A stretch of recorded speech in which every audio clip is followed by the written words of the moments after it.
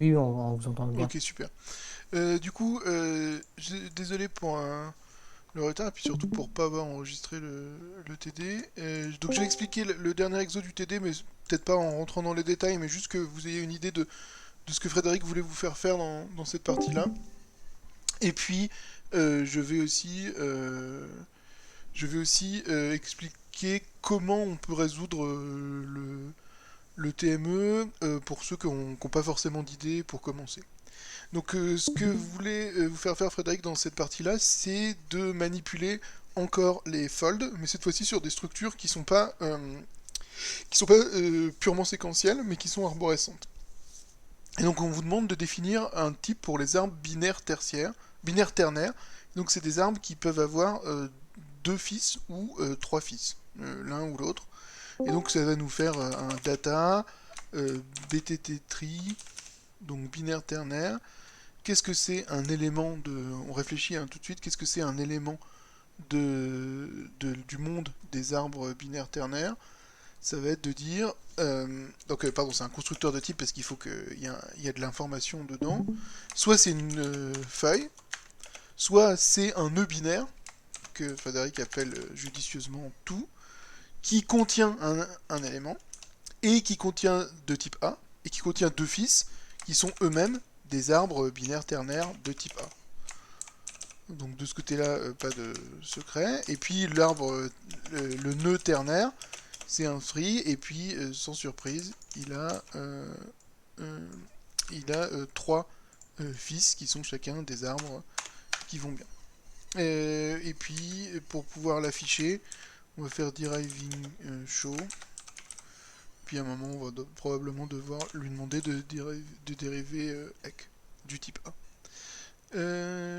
Voilà.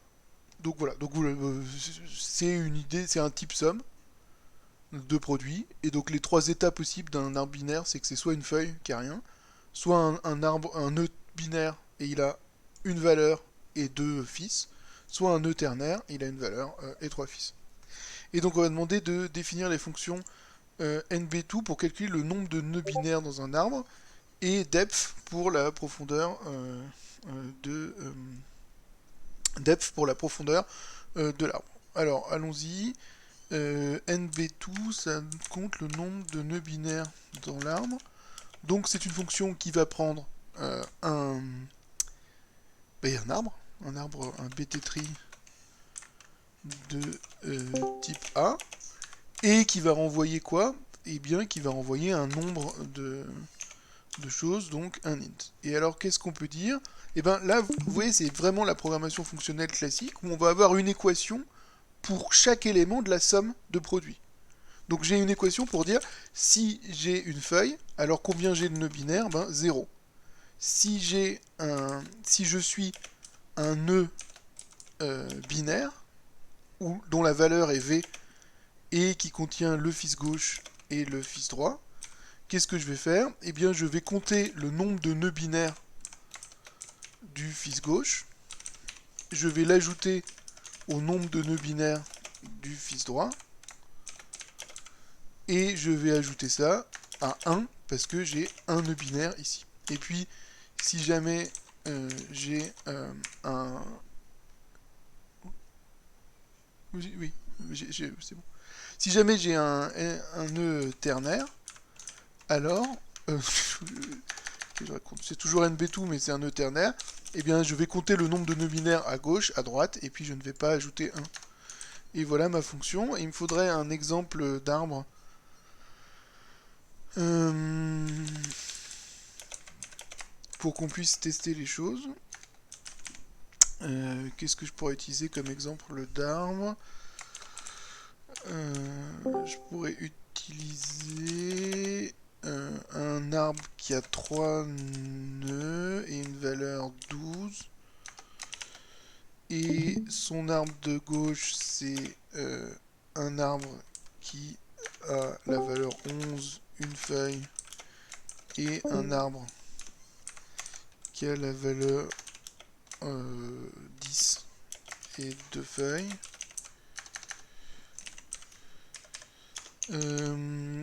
son arbre du milieu, c'est un arbre qui a trois choses qui sont une feuille, un arbre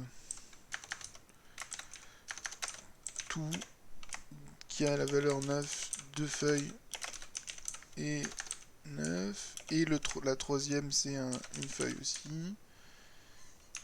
Et le dernier, c'est une feuille. Bon. Et alors tout de suite, je teste. Est-ce que c'est vrai que... Alors attendez, parce que je vois pas vos questions si je me mets pas sur... Posez vos questions dans un chat vocal comme TD2 par exemple, si jamais vous en avez. Alors qu'est-ce que je fais ici? Je vais tester NB2 sur mon exemple. Et qu'est-ce que ça me dit? Ça me dit que ça rate. Alors pourquoi ça rate? On ne sait pas. Qu'est-ce qu'il me dit? Parse erreur.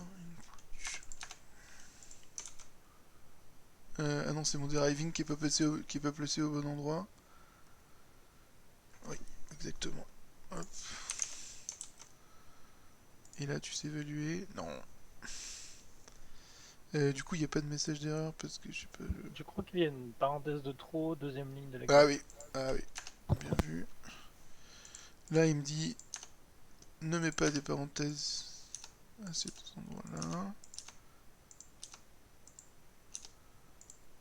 Et puis évidemment, si c'est un arbre ternaire, il a aussi un fils du milieu. Donc j'avais oublié ces trucs-là étaient faux. Il faut évidemment dire, il faut faire la somme des fils gauche, du fils droit et du fils du milieu. C'est un nœud ternaire. Et coup de match explicite. Pourquoi il peut pas match? Est-ce que c'est parce que j'ai mis à la ligne? Du coup, il y avait peut-être pas de parenthèse de trop. Ah! Alors lui c'est un free, il a 1, 2, 3. Non c'est bon. Lui c'est un tout, il a 1, 2. Et Leaf il est tout seul. Et il me dit quoi? Il me dit disable defer type en running. Qu'est-ce que ça veut dire? Hop. Si j'écris ça, est-ce que c'est toujours faux? Oui. Alors, qu'est-ce qui va pas? Free, il a un premier argument qui est un truc. Il a un deuxième, un troisième.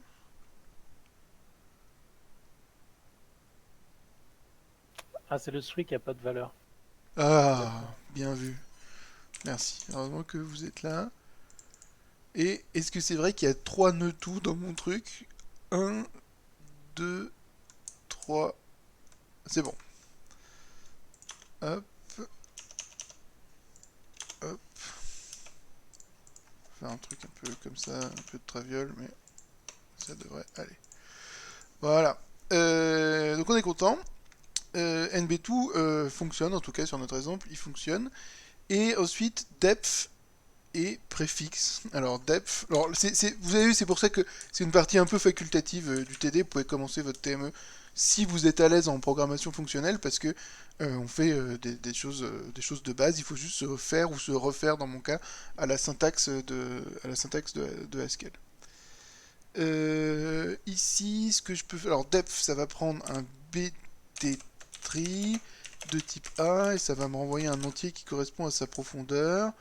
Et on va faire le truc habituel qui va être de dire que si une feuille a la profondeur 0, une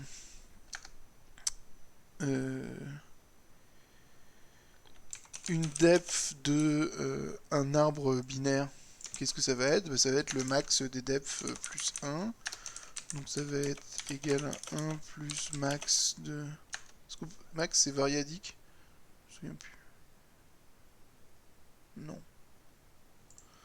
Du coup je vais faire max de quoi? De fils gauche, de depth, pardon, de depth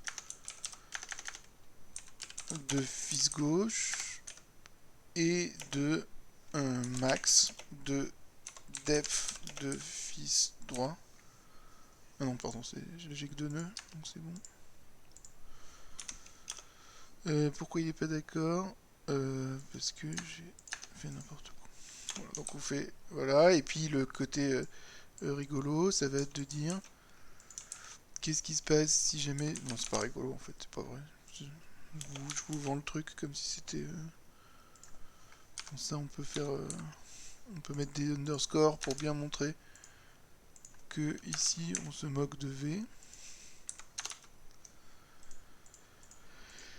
Et qu'est-ce que j'écris? J'écris que c'est 1 plus le max entre depth du fils gauche d'un côté et de l'autre côté le max entre la depth du fils droit et la depth du fils du milieu.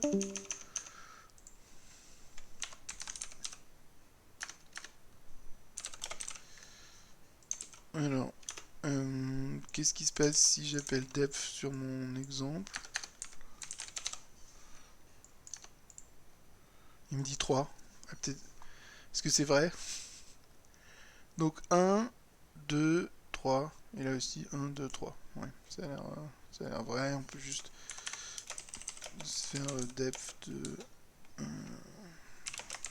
to leaf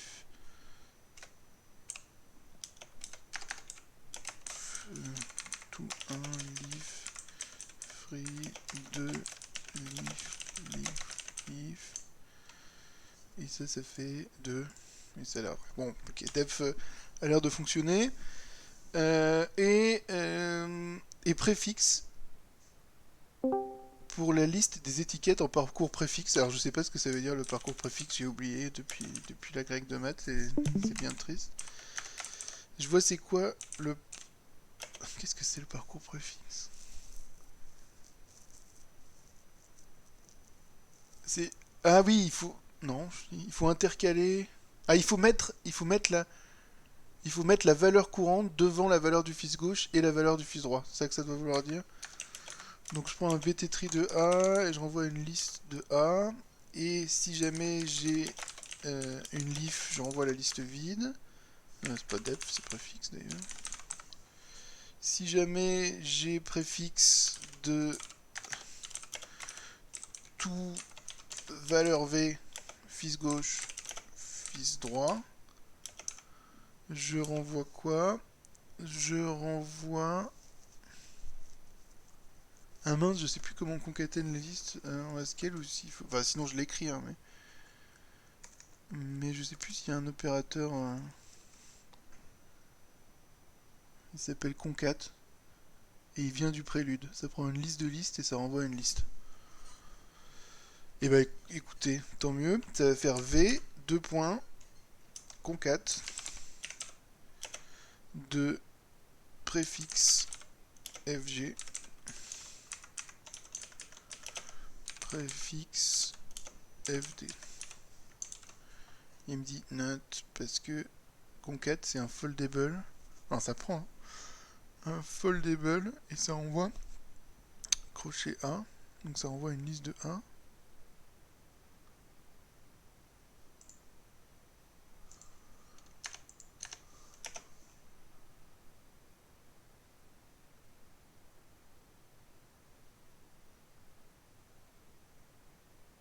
Ah oui non, ce que je suis bête. C'est concat ça. Voilà, je prends une liste de listes et ça envoie une liste. Et là, il va me dire use plus plus. Sympa. Donc effectivement, il a détecté, c'est la police de Haskell qui a détecté que j'avais fait un concat sur une liste de 2 éléments. Et donc il m'a dit use plus plus. Voilà, plus plus ça concatène 2 listes. Merci le VS Code Haskell. Donc voilà.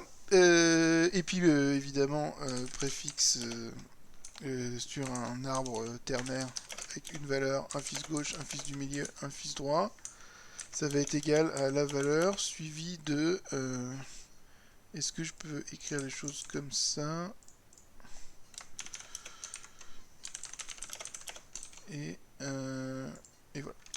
Et du coup, je peux essayer de lui demander qu'est-ce que ça fait. Préfixe de exemple. Et il me dit 12, 11, 10, 8, 9. Ça, honnêtement, j'en sais rien. 12, 11, 10, 8, 9. Ouais, si, ça a l'air vrai. C'est quoi mon arbre? C'est...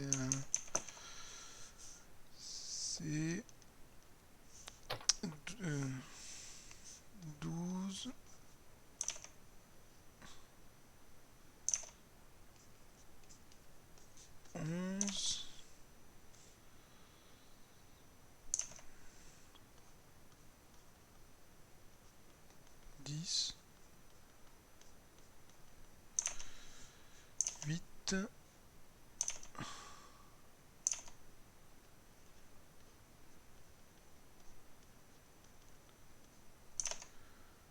10, non, 9, 9,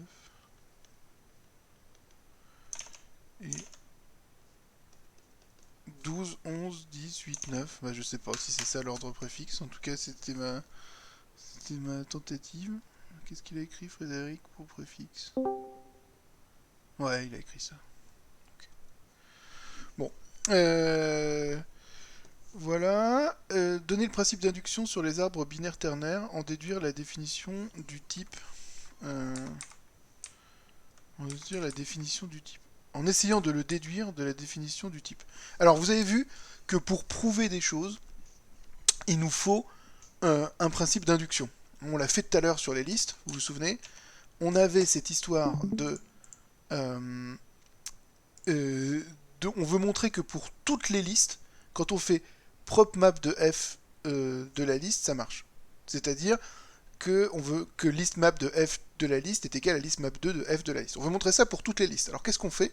On le montre sur nil, et on le montre que si c'est vrai pour une liste, alors pour n'importe quel élément, ça va être vrai pour const de l'élément et de la liste. C'est le principe d'induction que vous connaissez depuis le L2, j'imagine, où on part des cas de base, et on montre que si c'est vrai sur les cas de base, et si ça passe la construction, alors c'est tout le temps vrai. Donc la question maintenant, c'est qu'est-ce que c'est ce principe pour les arbres? Pour les arbres binaires ternaires, à quoi ressemble ce principe d'induction? Comment on fait pour prouver une chose sur le principe d'induction? Alors, ce qu'on peut faire, c'est dire... Alors, on va dire pour tout type A,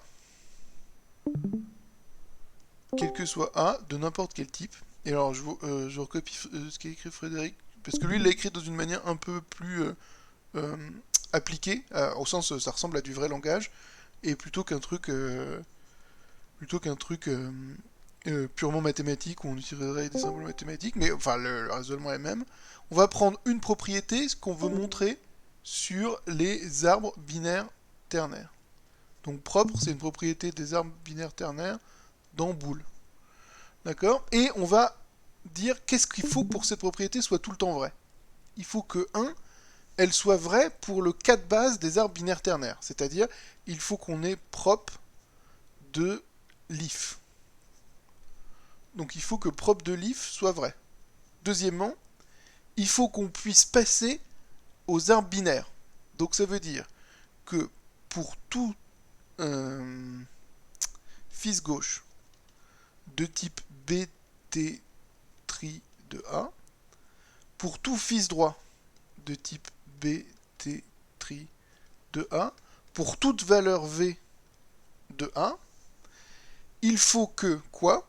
Que prop de FG égale true et prop de FD égale true implique prop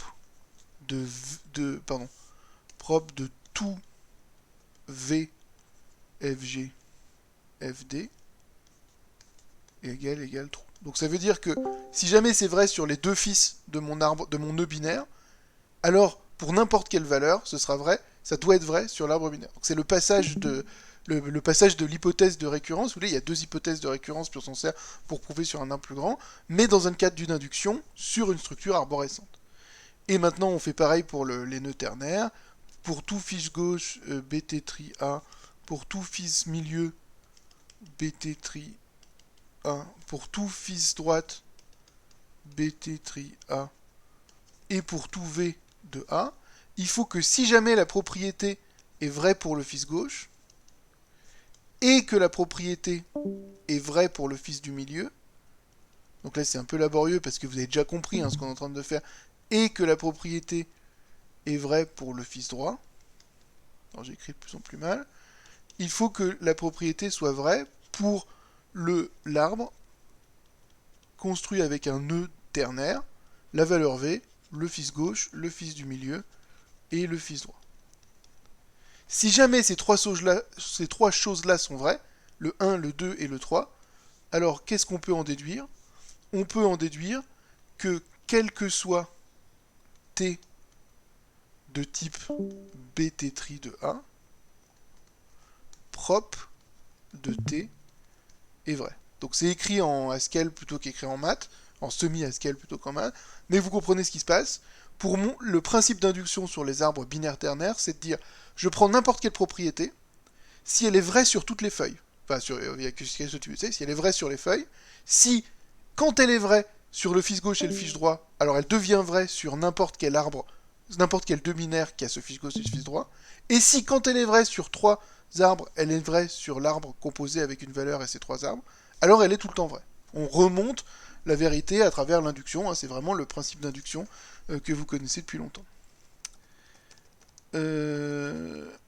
Et alors pourquoi, à quoi ça sert de faire ça? Ça sert pour la question 4 du TD, qui est de la question 5 du TD, qui est de montrer la propriété suivante, que je ferai pas, mais que je vous laisse.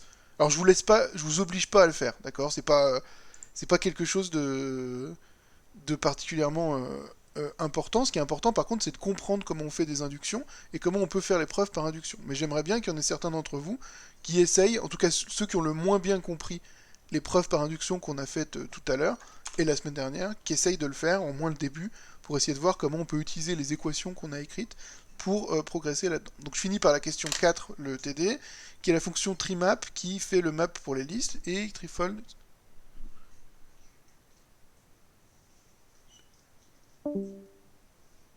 Oui, j'ai plus la caméra, c'est bon. D'accord. Et donc la question 4, c'est d'utiliser trimap pour les arbres binaires ternaires en s'inspirant de bt_tri, de A, et une... Alors attendez, si on s'inspire de trucs, on va prendre une fonction de A dans B, un arbre de type A, et on va envoyer un arbre de type B. Alors, comment on va faire trimap? On va l'écrire avec des équations typiques de l'induction. Et ces équations, ça veut dire quand je fais trimap de f et d'une feuille, en fait quand je fais trimap de n'importe quoi et d'une feuille, alors ça va me donner une feuille. Quand je fais trimap de f et d'un nœud binaire avec une valeur v, un fils gauche, un fils droit, eh bien ça va être... ça va faire quoi? Ça va faire un arbre binaire, toujours, avec comme valeur la valeur f de v, et comme fils gauche, trimap de f... Non. Comme fils gauche, trimap de f sur le fils gauche, et comme fils droit, trimap de f sur le fils droit. Évidemment, vous voyez ce qui va se passer dans le cadre d'un arbre ternaire. Si lui c'est un arbre ternaire, il a un fils gauche, un fils droit et un fils du milieu. Et quand je map dessus, je vais map sur f, je vais appliquer f à la valeur, et puis je vais map f à gauche, au milieu et à droite, en gardant l'ordre qui va bien. Et du coup, je peux vérifier que quand je map la fonction qui a x associe x plus 10 sur mon exemple, je récupère 22 à la place de 12, 21 à la place de 11, etc. etc. Bon, ça c'est trimap. Définir de façon similaire un trifold inspiré de fold f. Alors on va faire un trifold qui prend une fonction qui prend l'accumulateur, qui prend un élément de l'arbre, qui prend un b, qui va prendre un accumulateur initial b, qui va prendre un bt_tri de A, et qui va renvoyer un b. Et du coup, trifold, on va l'écrire comme il faut. Alors, comment on va écrire trifold? On va dire Ah oui, non, voilà. Pardon, c'est quoi le trip de Trifle? Alors, cette fonction-là qui prend un accumulateur, qui prend un A, qui prend un B, elle marche, elle va pas fonctionner pour les arbres. Pourquoi? Parce que les arbres sont pas une structure séquentielle, et donc quand on fold, on a envie de folder des deux côtés. Si vous voulez, quand j'ai une liste et que je la fold, qu'est-ce qui se passe? Quand j'ai une liste et que je la fold, c'est que j'ai mon accumulateur, et mon accumulateur, il représente ce que j'ai vu de la liste jusqu'ici. Et ensuite, je prends l'élément courant, et mon accumulateur passe à mon nouvel accumulateur, qui devient ce que j'ai vu de la liste jusqu'ici. Si je suis dans le cadre d'un arbre binaire, par exemple, alors ce que vous avez vu de l'arbre jusqu'ici, c'est le fils gauche et le fils droit. Et le nœud courant, bah, c'est la valeur du nœud. Et ensuite, vous fabriquez avec ce que vous avez vu du fils gauche, ce que vous avez vu du fils droit, vous fabriquez un nouvel accumulateur en utilisant ces valeurs-là et cette valeur-là. Donc du coup, ça veut dire que la fonction, elle prend deux accumulateurs et un, un A. Donc pour les arbres binaires, elle prend deux accumulateurs, un élément de l'arbre, elle renvoie la valeur pour cet arbre, la valeur de l'accumulateur pour cet arbre. Et pour les arbres ternaires, bien sûr, elle prend trois accumulateurs avant de renvoyer la valeur de l'arbre. Et du coup, ici, comme on a des arbres binaires ternaires, on va demander à la fois une fonction, une fonction pour folder sur les arbres binaires et une autre fonction, sur les nœuds binaires, pardon, et une autre fonction pour folder sur les nœuds ternaires. Du coup, on a un type un peu plus compliqué que d'habitude, puisque dans un cas, on prend deux accumulateurs, la valeur courante, on renvoie un nouvel accumulateur, et dans l'autre cas, on prend trois accumulateurs, la valeur courante, on renvoie un accumulateur. Oui. Est-ce qu'on ne pourrait pas utiliser les préfixes qu'on avait définis avant? Comme ça, on a les clés en liste, et ensuite on fait notre fold normal. Alors, c'est une remarque C'est un peu pertinente. triché. C'est-à-dire, ça marcherait au niveau des types, et quand on est dans un langage fonctionnel, et que ça marche au niveau des types, c'est comme une petite victoire pour soi-même. Par contre, c'est pas forcément ce qu'on veut faire. Et alors, ça renvoie à la question, qu'est-ce que ça veut dire folder sur un arbre?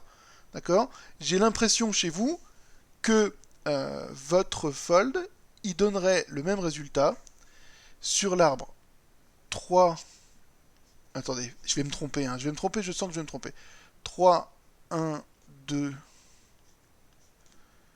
4, 5. Et sur l'arbre, 3, 1, 2, 4, 5. Est-ce que vous êtes d'accord que quand je transforme ce truc-là, je récupère 3, 1, 2, 4, 5. C'est vrai ce que je dis? Quand je transforme ce truc-là, je récupère 3, 1, 2, 4, 5. Ouais? Donc si je transforme cet arbre-là en liste avec préfixe, c'est une bonne idée, hein, vous allez voir les limites, c'est que ça écrase cet arbre-là et cet arbre-là sur la même chose. Or, moi, je vais vouloir me servir de mon fold pour faire, par exemple, la longueur d'un arbre ou la profondeur. Et là, vous voyez que ça va pas forcément être le cas. Alors là, ils ont la même profondeur, d'accord? Mais si je utilise mon fold pour récupérer le nombre de nœuds le nombre de nœuds de binaires, eh bien, ici il y a deux nœuds binaires, alors qu'ici il n'y a qu'un seul nœud binaire. Et non, il y a ça aussi. Hop. Donc vous voyez que ça, ils ont des structures différentes, et quand vous faites préfixe, vous écrasez la structure. Et que fold, c'est quelque chose qui parcourt l'arbre de manière inductive, et du coup, utiliser préfixe, ça écrase les différentes manières de le faire. Donc il nous faut quelque chose de meilleur, quelque chose qui puisse prendre les sous-arbres et calculer quelque chose de l'arbre, et ça nous force à utiliser deux fonctions, une fonction pour les nœuds binaires, une fonction pour les nœuds ternaires. Et c'est ce qu'on va faire ici. Donc si on fait trifold sur une feuille, on trifold la fonction f2, la fonction f3, attendez, F2, la fonction F3. L'accumulateur initial ACK et l'arbre feuille. Alors ça nous donne. Donc quand j'essaye de folder sur un arbre feuille, un arbre vide, quoi, ça me donne l'accumulateur. Quand j'essaye de folder, alors après, là par exemple, j'ai peur de me faire disputer par le module SQL pour VS Code. Et donc ici, si jamais je suis sur un nœud ternaire, donc mon nœud c'est un tout de V fils gauche fils droit. Comment je calcule mon fold? Alors évidemment, l'expression elle dépend de si vous faites un fold left ou un fold right, mais ce que vous pouvez faire, c'est utiliser la fonction F2, ça va être faire un fold right, sur premier accumulateur, celui du fils gauche, donc ça va être trifold de la fonction F2. Ah oui, mais là, du coup, je suis obligé de récupérer F3 parce que je la descends récursivement. De récupérer sur F2, F3, hack et fils gauche. Ensuite, d'utiliser cette même fonction, mais sur le fils droit, et de prendre la valeur V.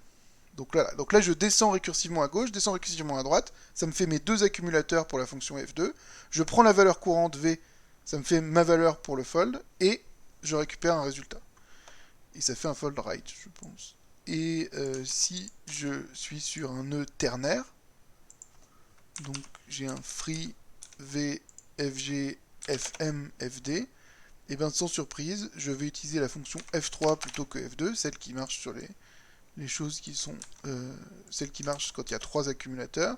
Je vais récupérer mes 3 accumulateurs sur fils gauche, fils du milieu et fils droit, et je vais les passer à la fonction qui va bien. Et du coup maintenant, il faut que j'écrive mes autres choses avec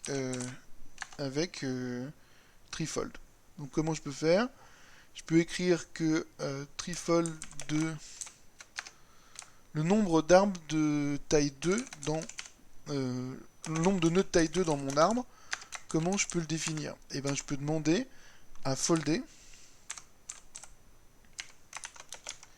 Alors vous allez voir, je commence par écrire. Ça prend n'importe quel arbre T. Et ce que je fais, c'est que je vais folder une fonction sur mon arbre T.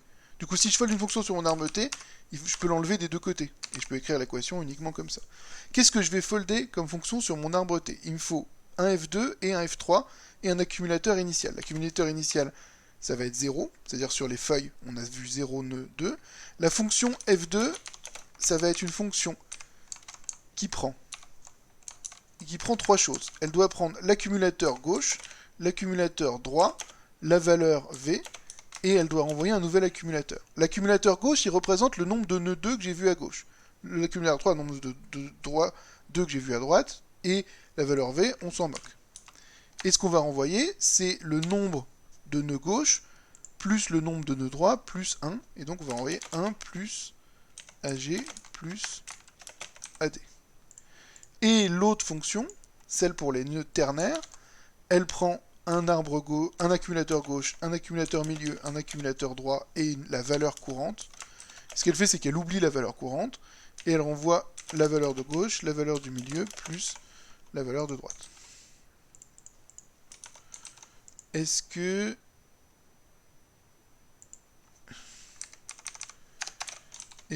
j'ai quelque chose de pertinent ici? Si je fais NB tout 2 de mon arbre exemple, ça s'évalue en 3. C'est vrai ou pas? Je me souviens plus. Ça faisait quoi? Oui, ça marchait. Du coup, on peut faire pareil pour depth.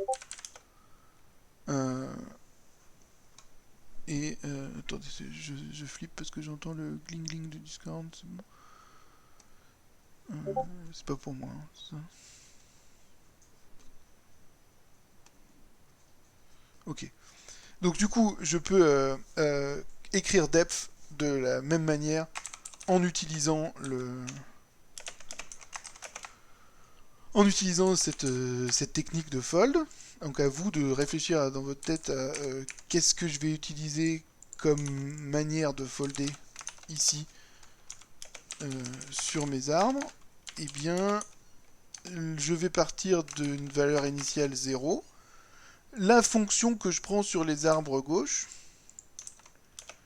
elle va me dire que la depth entre arbre gauche, arbre droit et 1, c'est 1 plus le max entre l'accumulateur gauche et l'accumulateur droit. Et la deuxième fonction, ici, c'est le max.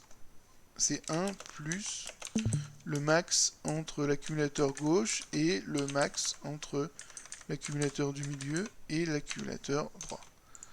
Ici, si j'écris ce truc-là et que je me demande un def, il me donne que la def c'est 3. Et oui, ben, voilà, et c'est 3 aussi. Et pour préfixe, alors est-ce que c'est dur ou pas? Préfixe, bttree de 1 et int, non, préfixe 2, ça va être une liste de 1, et préfixe 2, ça va être égal à qu'est-ce que je vais fold sur mon arbre. Alors pareil, je vais partir de la liste vide pour avoir la liste de mes éléments. Et puis je vais prendre deux fonctions f2 et f3. La fonction f2, elle va prendre un arbre gauche, un arbre droit, une valeur. Et elle va renvoyer la valeur avec derrière l'accumulateur gauche plus l'accumulateur droit. Et la fonction ici, elle va prendre un accumulateur gauche, un accumulateur milieu, un accumulateur droit, une valeur V. Et ce qu'elle va renvoyer, c'est je mets V devant la liste obtenue dans l'accumulateur gauche, plus l'accumulateur droit, plus milieu, plus l'accumulateur droit. Et qu'est-ce qui se passe si je demande préfixe de exemple? Et vous voyez que ça fait la même chose que préfixe de exemple. Après, on pourrait écrire la propriété qui dit que préfixe est égal à préfixe 2. Et ensuite, on pourrait la prouver aussi sur la liste. Bon, c'est pas ce qu'on fait là. Voilà. Ça finit le TD. Il reste la petite preuve que je vous disais. Mais que vous pourrez chercher un peu chez vous si vous n'avez pas compris les preuves. Sinon, si vous n'avez pas compris les preuves, vous pouvez aussi vous entraîner en prenant par exemple, si je veux montrer que préfixe 2 est égal à préfixe, bah, qu'est-ce qu'il faudrait faire? Donc il faudrait créer une propriété propre préfixe, et ensuite utiliser le principe d'induction qu'on a vu sur les feuilles. Bon, on disait, à la ligne 156, on dit que préfixe de l'if c'est machin vide. À la ligne 194, on dit que préfixe 2 de la liste vide, c'est machin de ça sur la liste vide.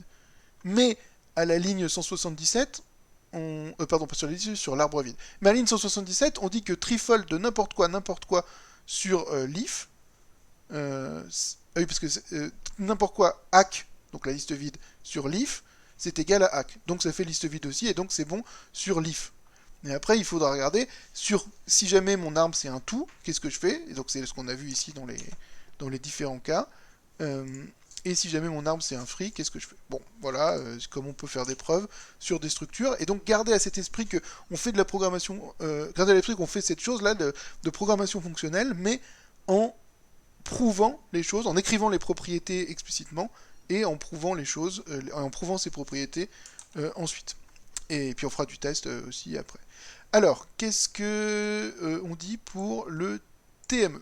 Pour le TME, il y a une partie créer un projet stack qui va vous demander un peu de concentration, d'ouvrir des navigateurs pour regarder des aides si jamais vous ne trouvez pas, et puis surtout de poser des questions sur Discord auxquelles on pourra répondre, et aussi auxquelles vous pourrez répondre pour vos collègues.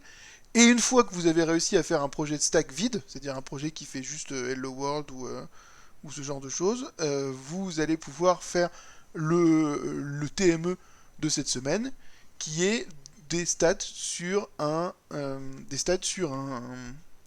texte. Donc les textes, les strings, si vous voulez, alors aussi c'est aussi le cas des textes, ce sont des séquences de caractères. Du coup, tout ce qui marche sur les listes dans le cas des strings ou sur les séquences, sur les secs dans le cas du texte, marche sur le,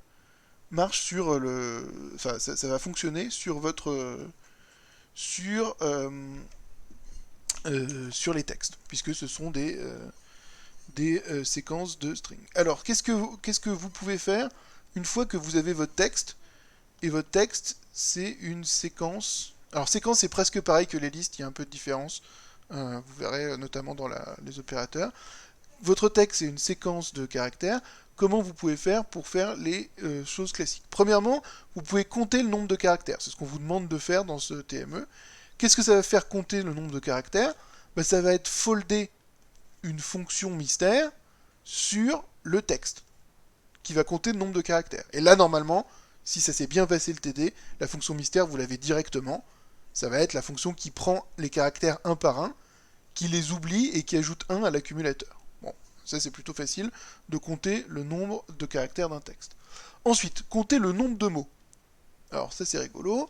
Compter le nombre de mots, qu'est-ce qu'il veut faire? Il va falloir folder une fonction sur le texte, mais cette fonction, elle va devoir se souvenir du dernier caractère. Donc il faut que dans cette fonction, vous ayez une sorte de mémoire qui se souvient du dernier caractère. Si le dernier caractère n'était pas un espace, ou s'il était un espace. C'est ça que vous deviez retenir.